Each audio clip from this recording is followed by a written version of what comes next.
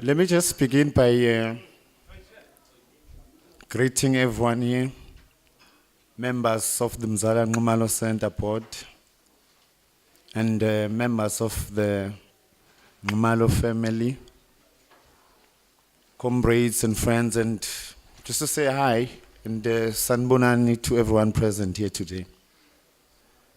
Last night we had the pleasure of listening to some interesting inputs on a number of themes, including the reasons behind this conference of the left and what are the implications of the term leftist. What kind of politics is associated with that term being on the left?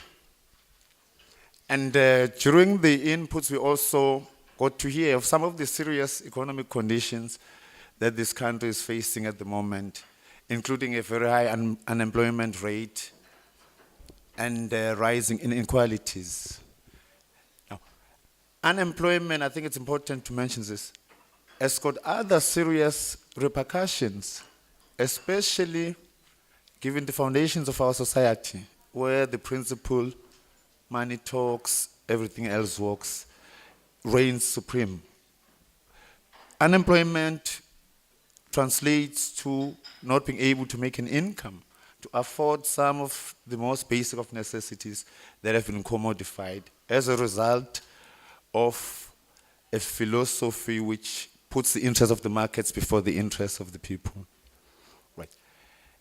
In this conference, we are trying to look at alternatives to that particular kind of system, because the majority of us believe in a different society, as much as Mzala Nxumalo did.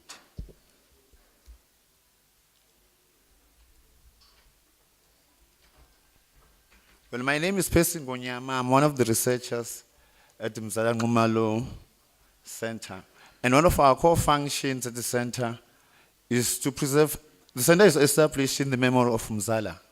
And as researchers, core function is to engage in research that looks at society from a different perspective from the hegemonic one. We conduct research on issues from a left angle. Okay. Now, I've been asked to speak on the relevance of Mzala's ideas in contemporary South Africa, or the applicability of these ideas. The reason why we're even discussing this is because the majority of those on the left still believe that these ideas are very relevant. When Derek was introducing me, he referred to something that was said last night with regard to what would Mzala say or what would Mzala do. I don't think anyone knows for certain what Mzala would say or what he will do in the current changed conditions of post-apartheid South Africa. But I think from speaking to those who knew him and from reading some of the articles that he wrote during the struggle, one sort of like get an idea of how I would approach the current conditions. But again, I need to stress that he is an individual within a particular historical context. And some of the topics that he touches on in his writings, and by the way, he left a very huge archive. You know, he wrote a lot under a number of different names. Now, some of the things he wrote about remain quite relevant in current society. He wrote a lot on the issue of the national question. And I see sometime during this conference, there will be a launch of a book which touches on that very subject. And his ideas were unapologetically left from a Marxist-Leninist perspective. So his world outlook will therefore find some resonance, I'm sure, with many of us here today. Now, it's been 23 years since the end of apartheid, and the situation has changed. Many of Mzala's friends are now part of government, and some of his former comrades are now part of government. And the legacy of apartheid and colonialism looms large. They loom large. And successive governments have come up with different programs to try and alleviate the situation, so to speak. I mentioned earlier on our rising inequality. A few years ago, we surpassed Brazil as the world's most unequal society. Now, there's this one thing I read somewhere. Even Brazil was world's #1 unequal society, there was a phrase that was coined by some progressive economists. They used to call it Bell India. And you know why?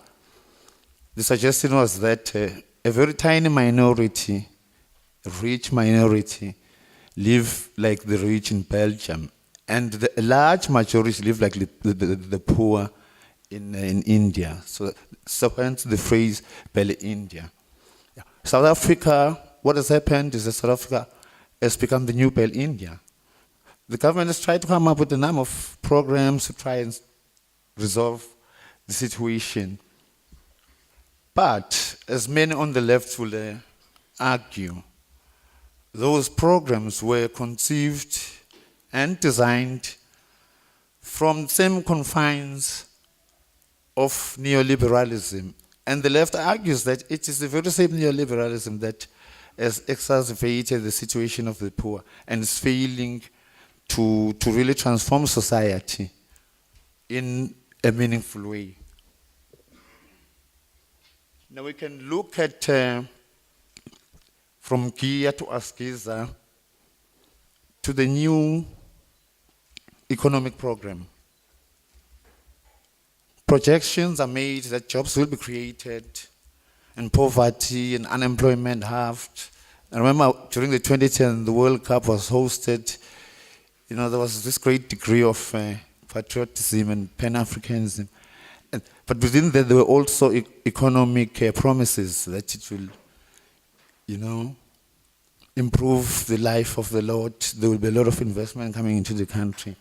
But a lot of people on the left did a critique of the World Cup and decried the huge public monies that were invested in the World Cup.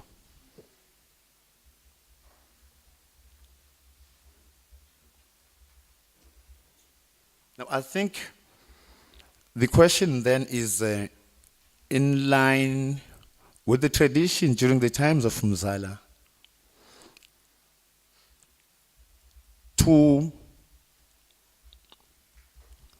bring in this background from Askiza to Chipsa and other programs that have been implemented, and then look at what is currently being promised or implemented now, and to see to what extent it signals a departure from what we've heard in the past and which we all argue has failed. Because I think that's the only measure we should use to sort of like gauge if the talk that we're hearing now of radical economic transformation is really about that or just talk. So in the liberation movement, such topics were heavily debated within a context where different ideas were encouraged. To some extent, a lot of people have decried the decline of intellectualism, and in some instances, it is outright, criticized and not tolerated.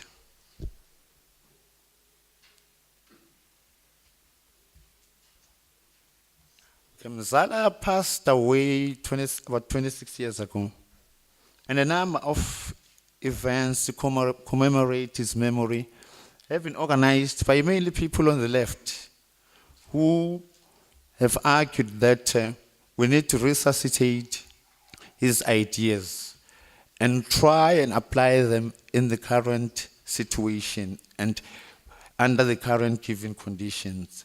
Because the belief that Mzala's ideas remain hugely relevant, especially given what I've just highlighted and summarized in terms of the socio-economic conditions and the political problems that this country and maybe the globe is facing.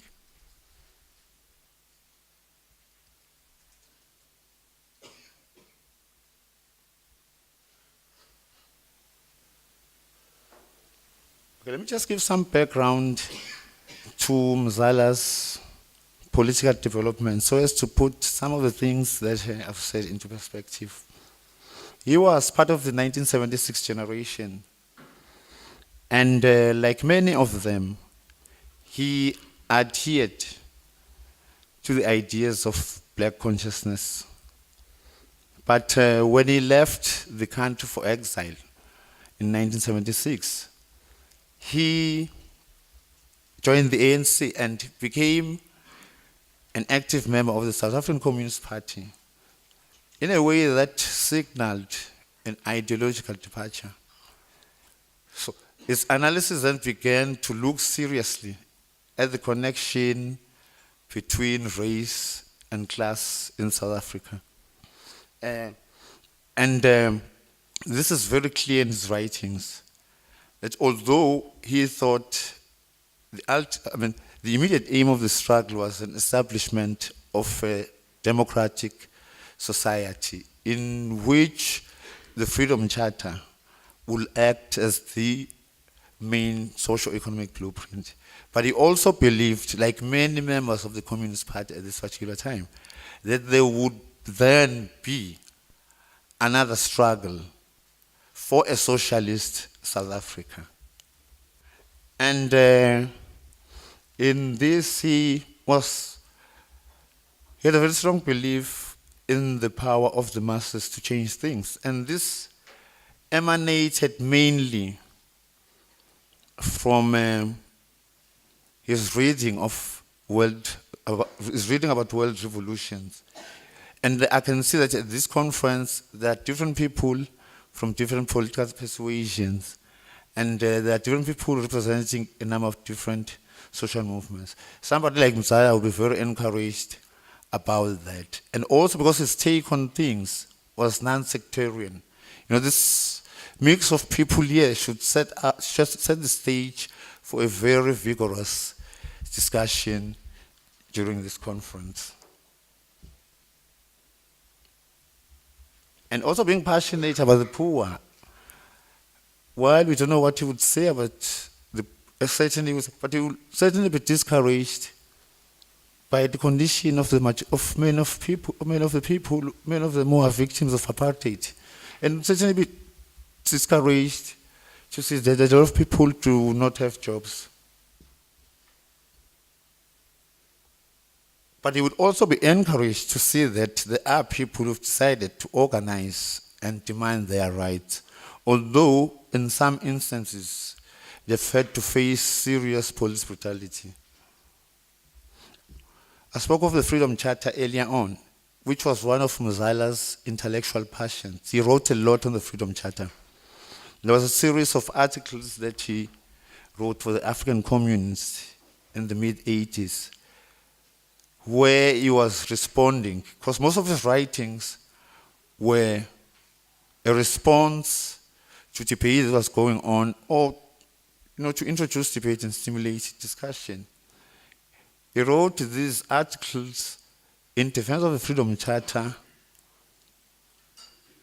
when a grouping which was called the National Forum had been formed, and they had adopted what they refer to as the Manifesto of the People of Azania as an alternative to the Freedom Charter.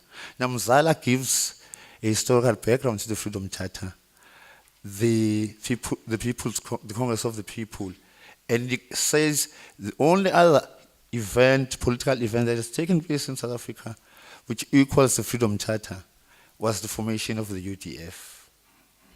Now, the Freedom Charter continues to be debated, and I see here that people from Fees Must Fall. The people from Fees Must Fall, in their demand for free education, they had used one of the clauses of the Freedom Charter, although there was so much debate on what it actually meant. But they had used one of the clauses of the Freedom Charter. And there are also people from Abashal, Basam Jondolo, and demanding land. In the Freedom Charter, there's also a clause on land. And I think as the left, we should, as part of our efforts to influence political discourse, we should also seek to engage with these very topical issues, in a way that people like Mzala did, although, as I said earlier on, the conditions have changed.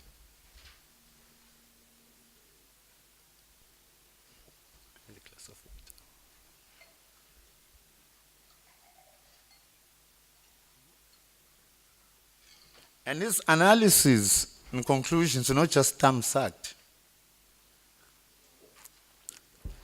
or spontaneous. They were based on his actual experience as an MK soldier on the ground and as an activist within the movement. They were not just thumbsuck, populist, or superficial.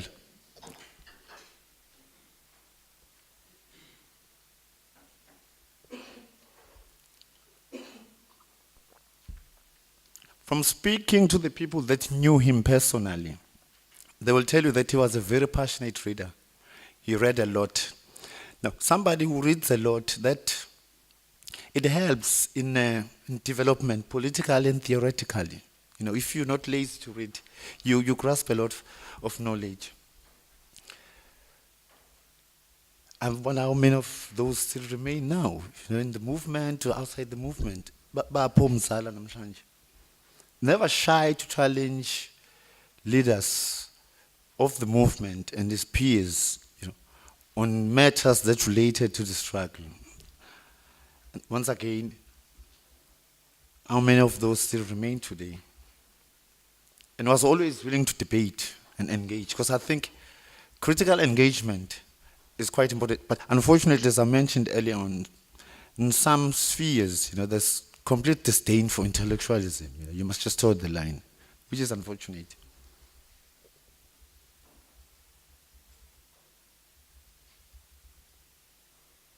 And was non-sectarian and non-dogmatic. These are some of the testimonies that people who knew Mzala, and some of the anecdotes that they give about him.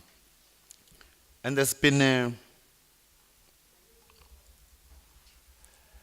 some people have even suggested that now more than ever before, we need more Mzalas working in state institutions, in government, and everywhere else to assist in transformation and changing our society.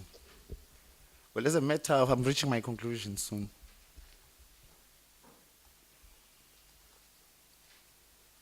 Well, as part of, Terry did mention that I've been working specifically on Mzala Nxumalo. And as part of that, I've met quite a lot of people, interesting people, and there's this great excitement, especially during this year, which has got a number of, political events that are taking place, significant political events that are taking place, including the ANC's National Policy Conference and the elective conference in December. There's this great excitement that, finally, something is being done to remember Mzala and to preserve his memory. Because people think that we do need to continue the debate and take up some of the issues that Mzala was passionate about, which remain hugely relevant within our current society. Let me just stop there, and I'll be willing to take any questions. Thank you, Percy. Just one announcement, sorry, before we start. The person who stayed at Fairview Hotel, one of the ladies is looking for a key in order to check out. I'm not sure if he's here at the moment, but that would be helpful. Also, secondly, just some housekeeping. I heard some cell phones going off. If we could just put them on silent or airplane mode. And I must apologize for getting up and down during the talk and for being on the computer. I'm the Twitter, Facebook person, so I'm posting as we're going along. And Dr. Khumalo was going to chair the session, but he could only come in later. So do pardon me getting up and down. I know it's a bit of a distraction. Thank you, Percy, for the presentation. I know that from Percy's work he could have gone on for much longer. I think if we could open it to the floor and take some questions for Percy if they are. Let me just, okay, thanks. Noted over here. Seconds. We'll take 3. Okay, 1 and 2. Yeah, the question I'm having is, why is the current social order failing to reproduce Mzalas? And this question should be read in connection with the statement made by Dr. Blade Nzimande in 2013. He said, Mzala was a strong believer that we had to defeat capitalism and establish a socialist South Africa. Now, the subject that the speaker is addressing there is the applicability of the ideas of Mzala in South Africa today. Now, if it is true that Mzala was a strong believer that we had to defeat capitalism and establish socialist South Africa, why are we failing today, or the new social order is failing to produce Mzalas? I think that is the question. Thank you. Good morning. Thank you very much for your presentation. I just feel like Utata just stole my question, but I had two of them. That was one of them. The second one was, you mentioned something about the manifesto of the people of Azania compared to what we know as the Freedom Charter today. I'm particularly interested because then you go on to mention things like fees must fall, and you mention other supposed left movements that have emerged since the so-called end of apartheid. So my question then becomes, with regards to Comrade Mzala and his socialist outlook, and the fact that he was also he also adhered to ideologies like black consciousness. How then does the manifesto of the people of Azania differ from the Freedom Charter from his perspective? And why is then the manifesto of the people of Azania not the one that is essentially championed by the left as opposed to the Freedom Charter?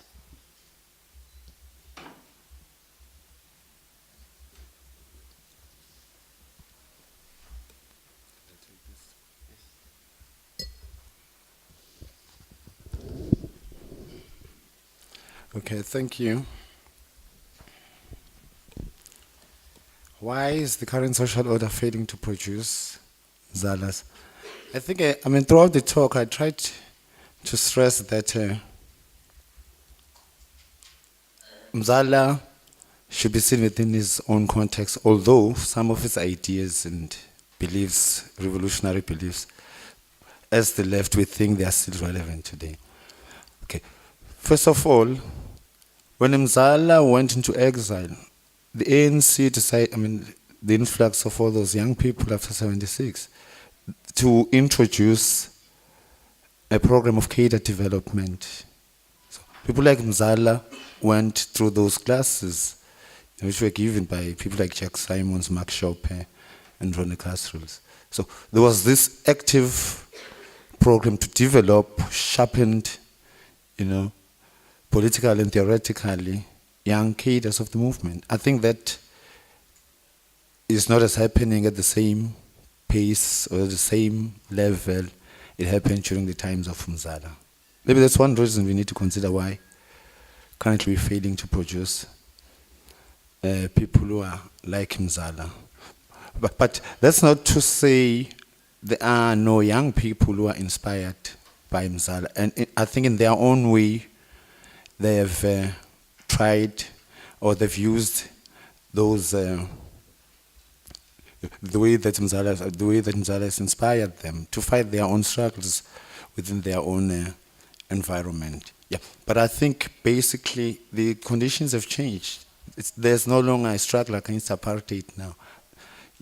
Things have changed from the times of Mzala, and maybe within the current situation there are certain constraints and maybe certain prospects and possibilities. Okay, well, I mentioned Mzala and the PCM because most of the 76 generation were part of the PCM. This philosophy was in the ascendancy during that period. A lot of people were attracted to it, and it's new forms of struggle and mobilization, particularly young people.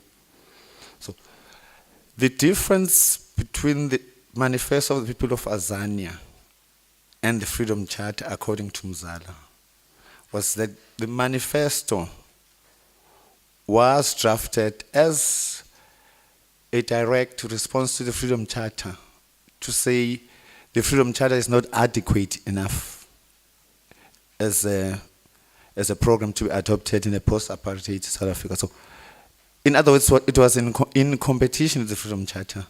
And Mzala's take was to defend the Freedom Charter. And he gives the historical background to its founding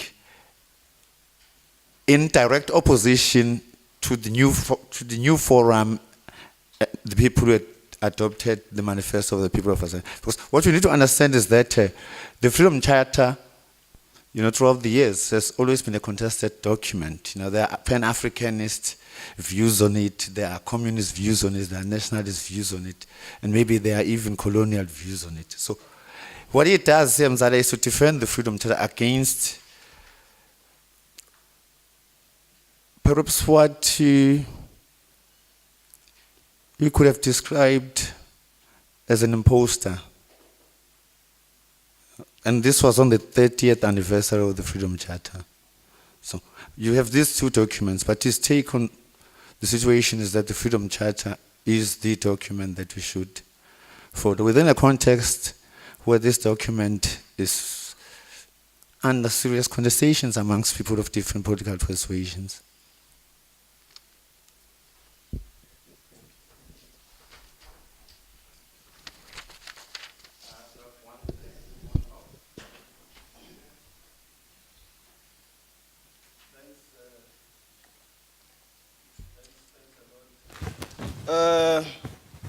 As we may all know, socialism is an international program.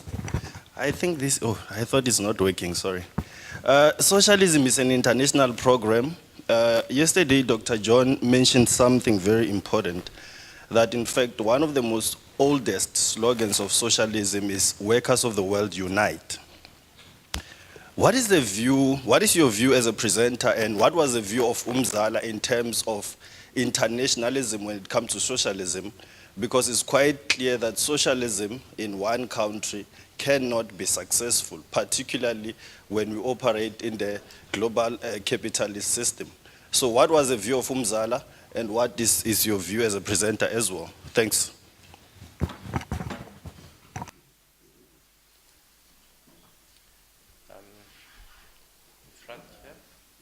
Mine is a comment, not a question.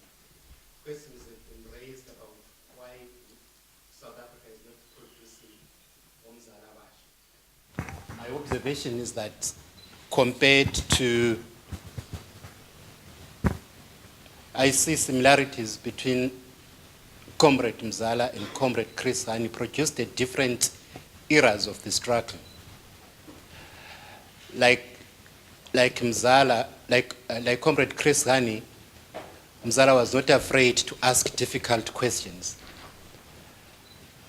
We know from the Wangepekli that Comrade Chris Hani was raising critical questions to the leadership about the direction the movement was taking. He was not shy to raise questions that would make other people uncomfortable. Similarly, in a different era, we have Comrade Mzala also not being shy about those. But what characterized both of them was that both remained loyal members of MK, loyal members of ACP, and loyal members of the ANC, and yet raising those critical questions, which I think South Africa at this moment might require. Thank you.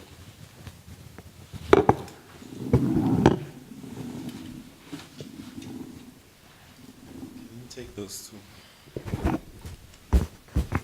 Workers of the world unite. I think that's even more critical now, given the nature of, how capitalism managed to globalize. It's more important for the workers of the world to unite. Well, Mzala was an internationalist, and I'm also an internationalist. So yours was just a comment. Thank you. Mine is not a question, but I just want to break the silence. My name is Mzala Nxumalo, Mzala's wife. And we come from an era where there was a passion about bringing change in this country. And you did not care about anybody else. Because all that we're interested in is the ideals that we believed in, not individuals. Thus, we cannot produce a Mzala because people are interested in being members of members, not following those ideals that they believe in. As a result, you become sensitive in what you say. To be able to stroke those egos, to strike the egos of the people that you believe in. And as a result, you're compromising the people in their totality. And that's who Mzala was. And that's how we were in those days. So I just wanted to respond to what Mzala would have said, that he is not a member of a member. Thank you.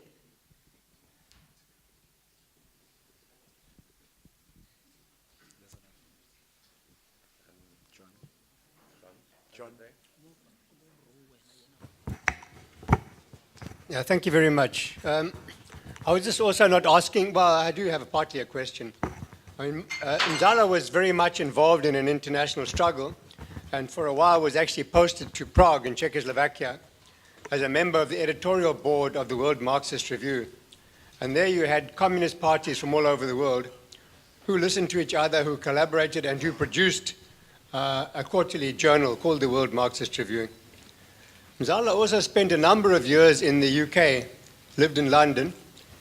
And so my question is whether in your research you actually have found out anything about his interaction with people outside the ANC and the SACP who were in London at the time. Thanks. Okay, greetings everyone. I would like to comment on the question that was asked here earlier about why are we currently not producing Mzala. And I think the answer to that lies somewhere in the history. And this also happened to Mzala, because somewhere when I was reading about in this booklet, there was somewhere that it was said that because Mzala was very outspoken about issues and was very straightforward, there was a point in time where whenever there were to be meetings, the intelligence would be called in so that they would control Mzala at some point and say, I know today you have to calm down. Today you may not speak, or on another day you may speak. And there was also something here that when he wrote the book about Buthelezi, the chief with a double agenda, when that book was edited in London, it was said that, I know, in the first page, he referred to Chief Buthelezi as a cockroach, and then it had to be toned down so that it may sound well. So I think there is some form of oppression that was there during Mzala's time, and it is still there, even academically, it is still there. For example, in the universities today, if you write a piece that is leaning too much to the left, you will have someone, your advisor, your supervisor, I know, where are you getting this? I know, this is not academic. So I think that is partly the answer.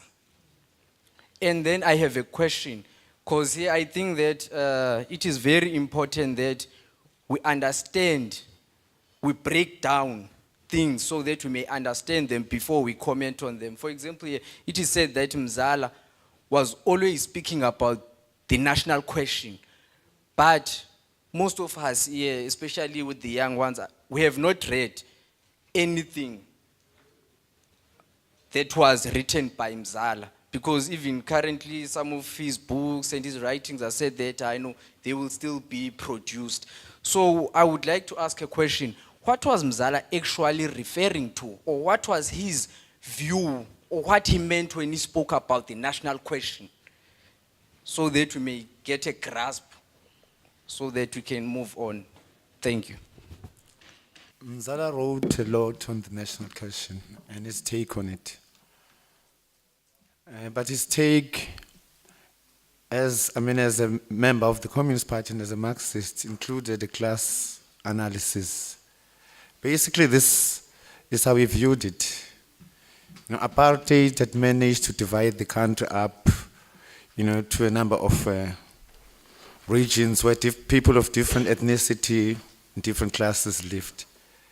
His take was that the struggle against apartheid should strive to put an end to that and unify the country where people would enjoy equal rights in the unitary states, where they will enjoy equal rights. And people's dignity will be brought back, because what apartheid managed to do was to take away people's dignity. And I think to a very large extent, one of the failures of the present government is to sort of bring back that dignity to the people. The dignity not to be forced to beg. The dignity not to be forced to do, scandalous things to earn a living or to survive. So Mzala's take was that South Africa is one state. It is previous racist governments that have divided up into all these regions and states within one country. But as a Marxist, he believed that once then we had reached a society where people enjoyed equal rights and there was justice for everyone, then there will be a second phase of the revolution, which will be socialist. And that's what a lot of people in the Communist Party believed. Right. So there was his take on the national question. And this should be seen and contrasted with what he argues to be the colonial take on the national question, Pan-Africanist take on the national question, nationalist take on the national question. This was his take, which was based, was based in Marxist principles. Right. Number, thanks a lot for mentioning that. And I think, again, we need to be able to realize that the context has changed, Now, you have a system which is induced by neoliberalism and is fueled by this very system, of patronage and corruption. So the context has changed from, back then you had full-time revolutionaries, people who thought about the revolution each and every day and never end anything. You should listen to some of the stories Mampo will tell you. Never end anything. Now, the story has changed and we need to look at the situation from that particular angle. I think it's very important. Yeah, John, thanks for mentioning the World Marxist Review. And by the way, on the World Marxist Review was one of the few places in which the party could deploy people. So they had to send their best. So Mzala was amongst the cream of the crop. It was amongst the few places in which they could deploy people. And Mzala, of course, had read widely about the revolutions in other countries. So he was definitely an internationalist. In terms of other people who were outside the ANC or the party in London, I've mainly come across people who were in the academic world that Mzala interacted with during his stay in London. Thank you.